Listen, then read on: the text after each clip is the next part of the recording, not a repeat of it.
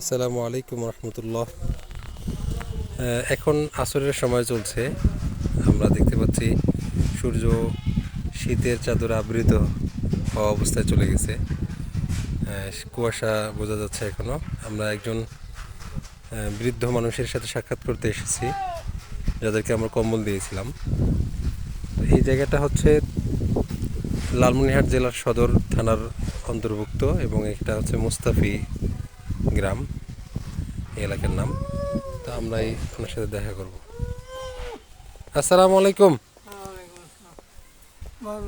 দাদা, কেমন আছেন?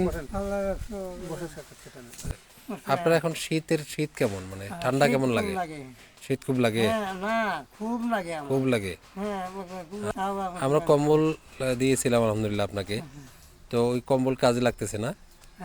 ওই কম্বল দিয়ে কেমন গরম পাচ্ছেন? আচ্ছা, কম্বলে গরম পাচ্ছেন আলহামদুলিল্লাহ। তাহলে ঠিক আছে। আমরা এই এলাকায় শীতের প্রচণ্ডতা বেশি তুলনামূলকভাবে, তো উত্তরাঞ্চল যেহেতু